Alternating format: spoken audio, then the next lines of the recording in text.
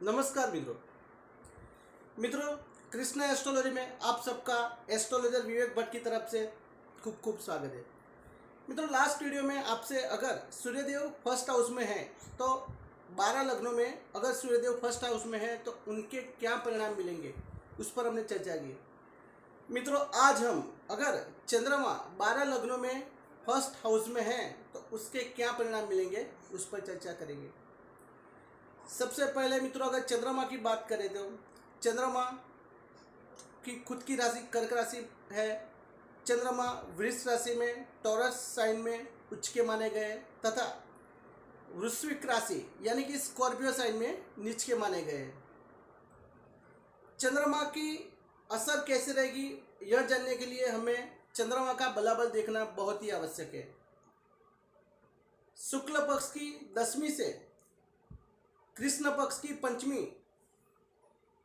के बीच चंद्रमा मजबूत स्थिति में रहते हैं तथा कृष्ण पक्ष की 10वीं से शुक्ल पक्ष की 5वीं कृष्ण पक्ष की 10वीं से शुक्ल पक्ष की 5वीं के बीच चंद्रमा क्षीण हो जाते हैं और उसके बीच की जो भी तिथि होती है वहाँ पर चंद्रमा मध्यम बली होते हैं।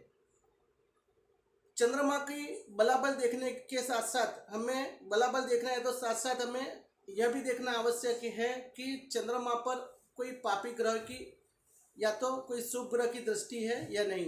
अगर पापी ग्रह की दृष्टि है तो वहाँ पर चंद्रमा कमजोर पड़ जाता है। मित्रों, साथ में हमें नवमांश कुंडली का भी अध्ययन करना आवश्यक हो जाता है, क्योंकि कई बार ऐसा दिखने को मिला है कि चंद्रमा और सूर्य अमावस्या का जातक का जन्म है और लग्न में ही चंद्रमा बैठा हुआ है तो जनरली ऐसा माना जाता है कि अमावस्या के जन्म होने के कारण चंद्रमा अच्छे परिणाम नहीं देता है। परंतु नवमांश में भी अगर चंद्रमा अपनी ही राशि में यानी उच्च की राशि में बैठे हुए तो वहाँ पर जातक को अवश्य अच्छा परिणाम देंगे। तो मित्रों, यह सभी बातों का अध्ययन करना बहुत ही आवश्यक है।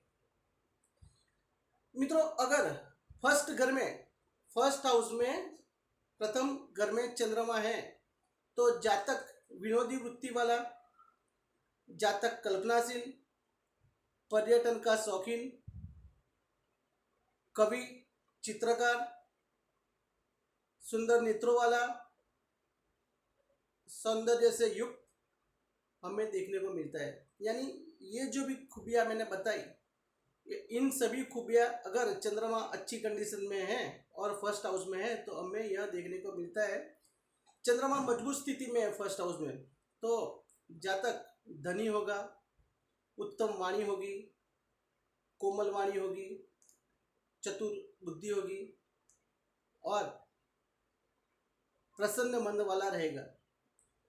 मान लीजिए चंद्रमा क्षीण है, चंद्रमा खराब है तो जातक का शरीर दुर्बल होगा, जातक की वाणी अच्छी नहीं होगी, मानसिक विकार से युक्त रहेगा और कुछ ना कुछ परेशानियां आती रहेगी।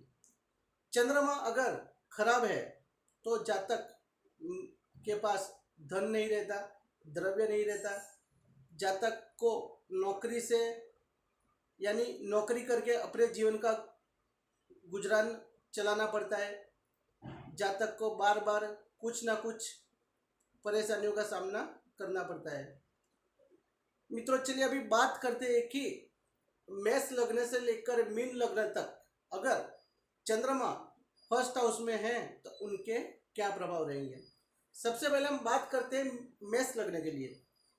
तो मेष लग्न में अगर लग्न में ही चंद्रमा है तो चंद्रमा चतुर्थ स्थान के मालिक होकर लग्न में बैठे हुए तो चंद्रमा चतुर्थ स्थान के सभी सुख मिले देंगे। यानी माता का सुख अच्छा रहेगा, गाड़ी मकान वाहन आदि का सुख मिलेगा, मानसिक स्थिति भी अच्छी रहेगी जातक की, जातक का वैवाहिक जीवन भी बहुत ही अच्छा रहेगा।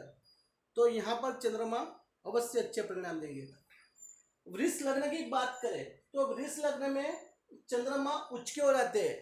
जब भी लग्न में चंद्रमा होंगे वृष लग्न में तो चंद्रमा उच्च के हो जाते हैं और यह तीसरे नंबर के घर के मालिक होते हैं।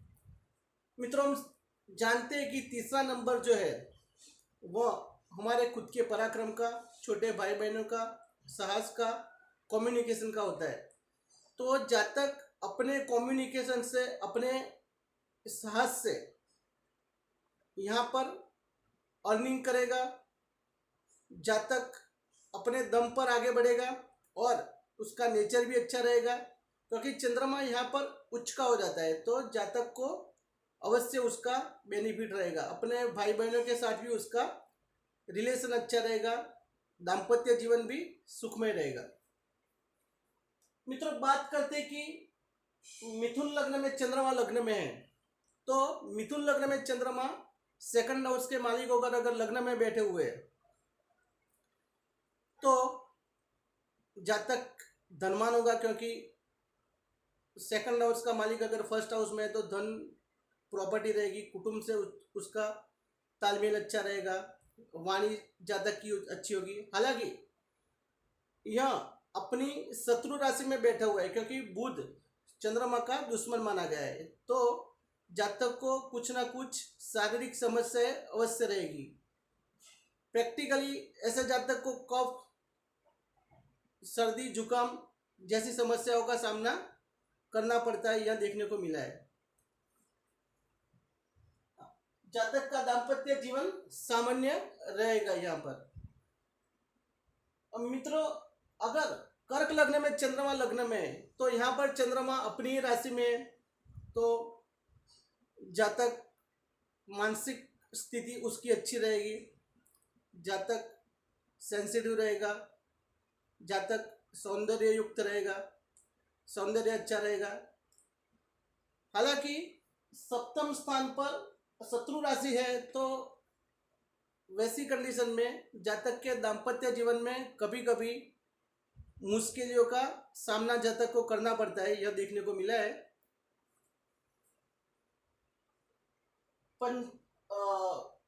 सिंह लग्न की बात करें तो अगर सिंह लग्न में चंद्रमा लग्न में बैठा हुआ है तो यह 12वें स्थान का मालिक होकर लग्न में बैठा हुआ है, तो जातक का जो शरीर है वो दुर्बल रहेगा, जातक को दाम्पत्य जीवन में परेशानियों का सामना करना पड़ सकता है, स्त्री सुख की कमी हो सकती है, व्यापार में भी कभी कभी हानि होने के चांसेस रहते हैं, क्योंकि यह 12वें स्थान का मालिक है।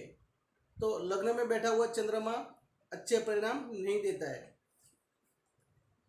आगे हम कन्या लग्न में बात करें तो कन्या लग्न में यह धनेश 11वें नंबर यानी लाभेश का मालिक होकर अगर लग्न में बैठा हुआ है तो जातक को कई बातों से कई लाभ मिलेंगे, जातक को मित्रों से अच्छा बेनिफिट रहेगा, बड़े भाई बहन से अच्छा रहेगा, व्यापार से अच्छा लाभ मिलेगा, दाम्पत्य जीवन सुखमय रहेगा। तो जातक को हर सुख कन्या लग्न में अगर लग्न में चंद्रमा बैठा हुआ है तो मिलेगा। तुला लग्न में मित्रों बात करें हम तो तुला लग्न में 10वें स्थान के मालिक होकर अगर लग्न में बैठे हुए तो जातक को अपने राज्य से, राजकोष से अवश्य लाभ मिलेगा। गवर्नमेंट काम से अगर जातक जुड़ा हुआ है तो उससे भी लाभ अवश्य मिलेगा, जातक को व्यापार अच्छा रहेगा। तो 10वें स्थान के जो भी अच्छे रिजल्ट है वो जातक को अवश्य मिलेंगे।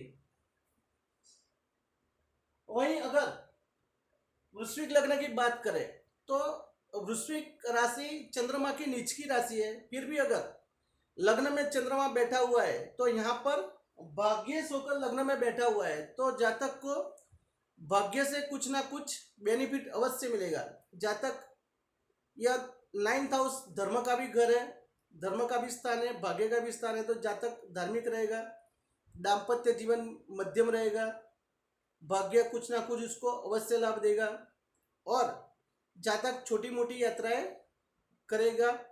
तथा अगर जातक उच्च पढ़ाई के लिए भी प्रयास करता है तो अवश्य सफलता मिलेगी। मित्रों, वहीं अगर हम धन लग्न में चंद्रमा लग्न में बैठा हुआ है तो यहाँ पर अष्टमेश होकर चंद्रमा लग्न में बैठा हुआ है, तो जातक कोई ना कोई मानसिक परेशानियों से घेरा हुआ रहेगा, जातक मेंटली अपसेट रहेगा। जातक को, क्योंकि यह अष्टम स्थान त्रिक भाव है और वहां पर चंद्रमा का खुद का घर है, और वह चंद्रमा अगर लग्न में बैठा हुआ है तो उतना अच्छा परिणाम नहीं देगा जातक को। तो कुछ ना कुछ परेशानी होगा। प्रॉपर्टी के लिए भी जातक को कुछ ना कुछ चिंताएं बनी रहेगी। अगर हम मकर लग्न की बात करें और लग्न में ही चंद्रमा बैठा हुआ है तो जातक को यह बहुत ही अच्छा परिणाम देगा। जातक का दाम्पत्य जीवन सुखी रहेगा। व्यापार से जातक को लाभ मिलेगा। जातक को पार्टनरशिप में भी कुछ ना कुछ मुनाफा रहेगा। जातक की मानसिक स्थिति कंडीशन अच्छी रहेगी। वहीं पे अगर हम कुंभ लग्न में बात करें तो छठे स्थान का मालिक होकर लग्न में अगर चंद्रमा बैठा हुआ है तो जातक शत्रुओं से पीड़ित रहेगा। छोटी मोटी रोग डिसीज होने के पूरे चांसेस बनते हैं। जातक मानसिक स्थिति अच्छी नहीं रहेगी। तो अगर कुंभ लग्न में चंद्रमा लग्न में है तो जातक के लिए इतना अच्छा परिणाम नहीं देगा। वहीं पे अगर हम मीन लग्न की बात करें तो मीन लग्न में पंचमेश होकर चंद्रमा अगर लग्न में बैठे हुए तो जातक को उसकी पढ़ाई अच्छी रहेगी। विद्या प्राप्त उसको जातक कोई विद्या प्राप्ति करना चाहता है तो उसके लिए अच्छा रहेगा। जातक इंटेलिजेंट होगा। जातक को संतान से लाभ मिलेगा। जातक के संतानों का भी भाग्य अच्छा रहेगा। एंटरटेनमेंट के लिए जातक के लिए बहुत ही अच्छा है। प्यार प्रेम संबंध में जातक को सफलता मिलेगी। तो पंचमेश अगर लग्न में बैठा हुआ है तो यह बहुत ही अच्छा परिणाम जातक को अवश्य देगा। तो मित्रों, यह बात की हमने कि अगर प्रथम घर में यानी कि फर्स्ट हाउस में चंद्रमा 12 लग्न में क्या परिणाम देते हैं। सेम मंगल देव के बारे में हम नेक्स्ट एपिसोड में बात करेंगे कि अगर मंगल देव फर्स्ट हाउस में बैठे हुए हैं तो 12 लग्नों के लिए यह कैसा परिणाम देते हैं। मित्रों, अगर आपने मेरा चैनल सब्सक्राइब नहीं किया है तो प्लीज़ उसे सब्सक्राइब करिए। मेरा यह वीडियो आपको पसंद आए तो उसे लाइक अवश्य करिए। मेरा व्हाट्सअप नंबर है 7984427291। मोबाइल नंबर है 9376478096। तो मित्रों, मैं मेरी वाणी को यहीं पर विराम देता हूँ। नमस्कार।